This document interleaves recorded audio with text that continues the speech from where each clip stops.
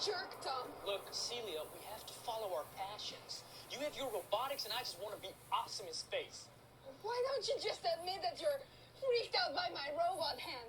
I'm not freaked out by it. All right, fine. I'm freaked out. I'm having nightmares that I'm being chased by these giant robotic claws. Whatever, Tom.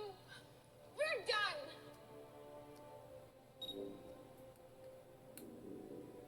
Robot's memory synced and